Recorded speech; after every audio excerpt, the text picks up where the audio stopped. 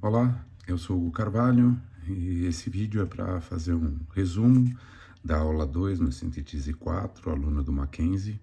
na parte de Direito Empresarial, para falar um pouquinho sobre as movimentações entre empresas. Movimentações essas, né, que podem ser incorporações, fusões ou cisões, mas que para que elas possam ocorrer, né, tem todo o embasamento em normas básicas que têm que ser seguidas, que estão na lei das sociedades anônimas, pode ser encontrados aí nos artigos 137, 230, 233, 234, dos artigos 223 até o 226, o que vai regulamentando toda a parte básica para qualquer uma dessas transações e depois especificamente para cada uma delas. A incorporação ou aquisições a gente pode ter como uma empresa que adquire ou incorpora totalmente ou na sua totalidade, na sua maioria, uma outra companhia, sendo essa segunda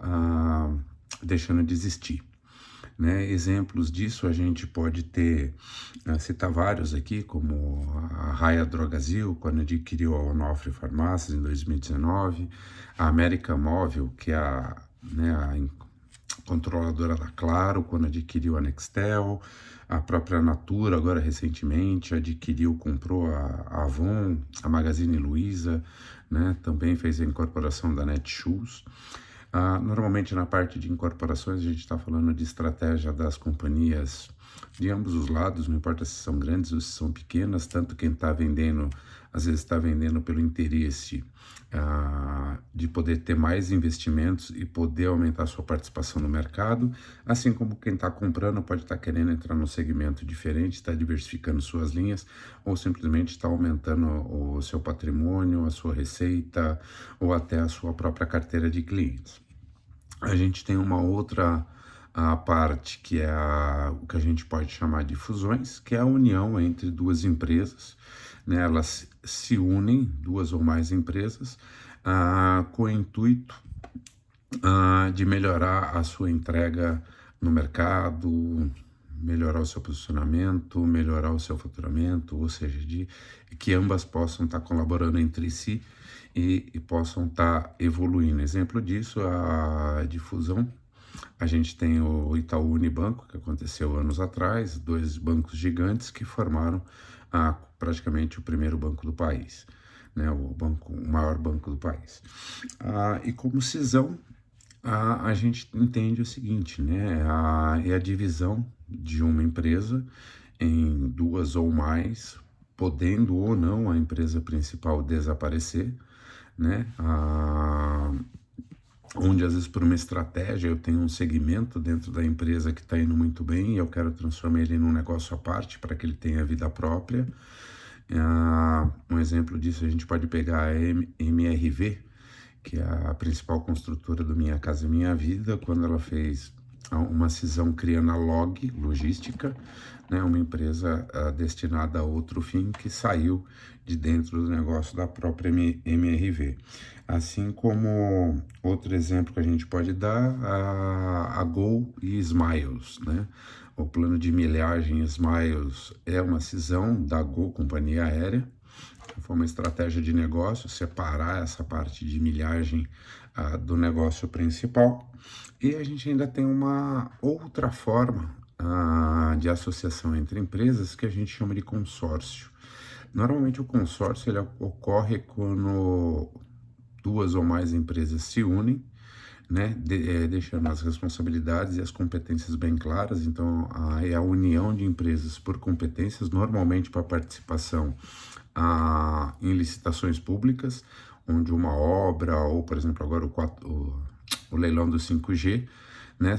sozinho muito difícil que uma empresa tenha todas as competências e cumpra com todos os requisitos técnicos, né, ou financeiros que a licitação impõe. Então, a união entre essas empresas permite que cada uma, assumindo a sua parte e temporariamente para a entrega daquele objeto específico, seja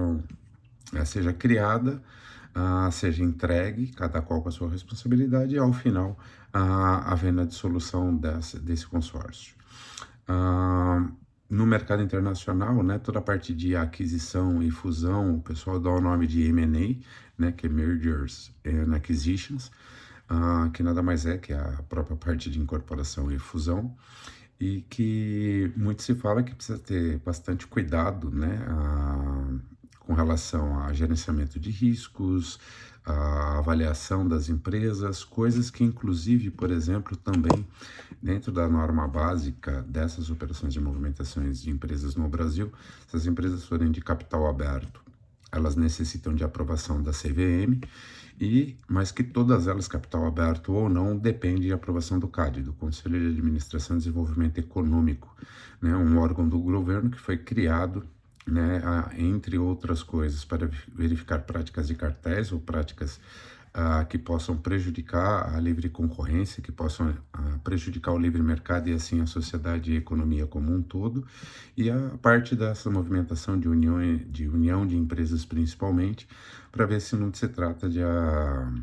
nessas fusões, etc., ou incorporações, que não esteja havendo prática de monopólio e que o mercado seja prejudicado por isso, deixando de ter a concorrência que é saudável para a população e para a economia. Então, em resumo, a gente tem essas operações que tratam de beneficiar de alguma forma os negócios das companhias e a própria economia de um país, a própria sociedade através da preservação de empregos e do próprio meio ambiente quando você tem toda a parte de responsabilidade social. Claro que se alguns aspectos, como eu falei, se na parte de avaliação, na parte de gerenciamento de riscos, na parte de definição dos contratos sociais, isso não for muito bem feito e decidido pelas assembleias, você pode ter algum tipo de problema ou negócios fracassados em função disso, ou às vezes até culturalmente. Por exemplo, a BMW nos anos 90 adquiriu a Rover